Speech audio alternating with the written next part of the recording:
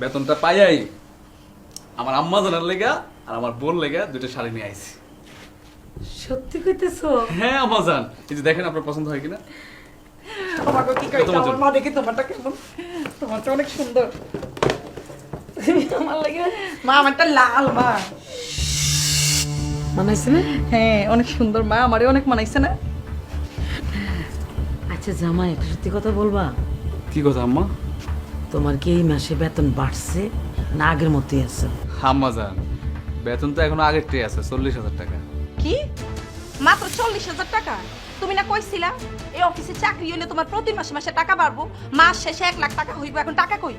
দেখো, চাকরি করতেছিল কত কয়েক মাস হয়, এত তাড়াতাড়ি তো বেতন বাড়বে না, আস্তে আস্তে বাড়বে।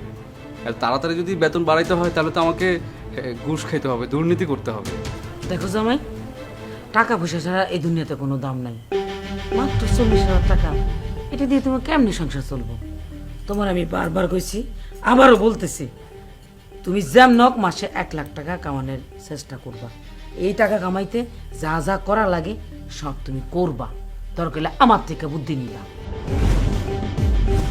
আম্মা জান, আপনি যেহেতু কইছেন, আপনার কথা তো আমি পালাইতে পারবো না।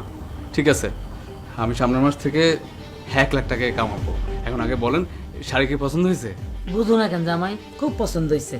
এইটা পড়লে আমার খুব মানাবে, তাই না? হ মা, এটা পরলে তোমার অনেক সুন্দর লাগবে, একবারে পরীর মতো লাগবে। হ্যাঁ। আমারও না শাড়িটা অনেক পছন্দ হয়েছে। আচ্ছা শোনো না, তোমার যেদিন ছুটি থাকবো ওই দিন তুমি আমার আর মায়েরে মিলা ঘুরাইতে নিয়ে যাবা। বউ, তুমি কোনো চিন্তা করো না, আমি তোমার আর আম্মারে নিয়ে আগামী পরশু দিনেই ঘুরতে যাবো। ঠিক আছে, এখন আর এত কথা কইও না, যাও তাড়াতাড়ি ফ্রেশ হও। তুমি আইতে লেট করছো, তোমার লেগে মা এখনো ভাত খাইনি। কি কইতেছো বউ? আমার আম্মা জানরে এখনো খাবার দাও নেই। কয়টা বাজে দেখছো তুমি?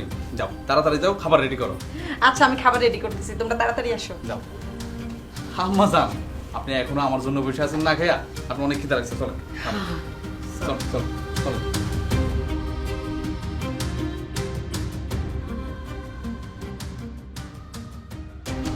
হায় রে আল্লাহ, আমার পরনের লুঙ্গি মাত্র হাতে গোনা 2-3টা, সবগুলো পুরন হয়ে গেছে, রং জইলা গেছে, একটা দুটা জায়গায় জায়গায় ফাঁসা গেছে, ছিঁড়া গেছে, কোনো মতো সেলাই করা পড়ি। কতবার খোকারে কইছি, খোকা আমার একটা নতুন লুঙ্গি কিনা দিস, লুঙ্গিগুলো পুরান হয়ে গেছে। আমার একটা লুঙ্গি কিনা দিল না, অথচ শাশুড়ি আর বউয়ের জন্যে শাড়ি কিনতে খোকার ভুল হয়নি। বাবার জন্য একটা লুঙ্গি কিনতে গেলে খোকার ঠিকই ভুলে যায়। শাশুড়ি আর বউয়ের জন্য শাড়ি, গহনা, কসমেটিক্স যা মন চায় যখন কিনা আনবে। এই বয়সে আবার এইটাও দেখতে হইল।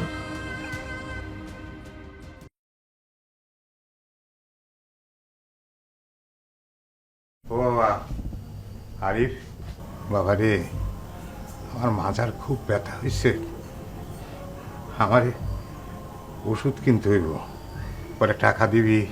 দেখেন আব্বা, আমার যখন চাকরিটা হওয়ার কথা ছিল তখন তো আপনি আমার 1 টাকা দিয়ে সাহায্য করতে পারেন নাই। আমার শাশুড়ি মানে আমার আম্মা জান টাকা না দিলে তো আমার চাকরিটা হইতো না। ওই চাকরিটা হয়েছে বইলেই আজকে সংসারটা চালাইতেছি, আপনার ওষুধ খাওয়ানোর টাকা দিতেছি, 3 বেলা খাওয়ান দিতেছি, তারপরও আপনি আমার কাছে কেন টাকা স্যার? তুই যখন আমার কাছ থেকে টাকা চাইছিলি, 1-2টা টাকা না তো, আমি এত টাকা একসঙ্গে কই পাবো? 5 লাখ টাকা আমার পক্ষে দেওয়া কোনোদিন সম্ভব ছিল? আর জমি জমা বিক্রি করে যদি দিতাম তাহলে তুই থাকতি কই ক? দেখেন আব্বা, এত অজুহাত দেখেন না, আপনি চাইলেই কিন্তু আমার টাকাটা দিতে পারতেন। শুনেন, এই মাসে যা টাকা বেতন পাইছি সব টাকা শেষ হয়ে গেছে, এখন আমার হাতে কোনো টাকা নেই। সামনের মাসে বেতন পাইলে আপনার ওষুধের জন্য কিছু টাকা দেবো, যান আপনি এখন। বাহ বাহ বাহ বাহ, যে দেখছে আমি আর আমার মা নাই অমনি দেয় শুরু করছে পোলা কাছে টাকা চাইতে। আপনার লজ্জা করে না পোলা কাছে যে হাত পেতে টাকা চান? লজ্জা থাকলে তো করবো, নাই তো শেষ। এটা কি কথা কন বিয়ান সাহেব? আমি আমার ছেলের সাথে কি আমার প্রয়োজনীয় কোনো কথাও কইতে পারুন না? আমার ছেলেরে আপনি চাকরির জন্য কয়টা টাকা দিয়ে কি কিনা ফেলছেন, নিজের বানায় ফেলছেন? দেখেন আব্বা, আপনি আমার আম্মাজানের সাথে এইভাবে ব্যবহার করবেন না।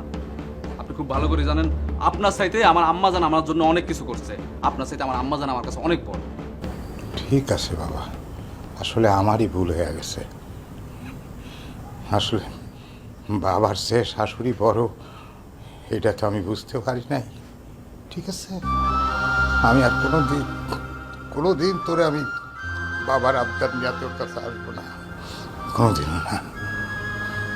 আমার জন্য ওষুধও কিনতে হবো না, কোনো টাকাও খরচ করতে হবো না। আমার আর ওষুধ লাগবো না। ওষুধ খায়া তো মানুষ সুস্থ থাকে বাইসা থাকার জন্য। আমি যখন বাঁচতেই চাই না, তখন আর ওষুধ খেয়ে কি হইব?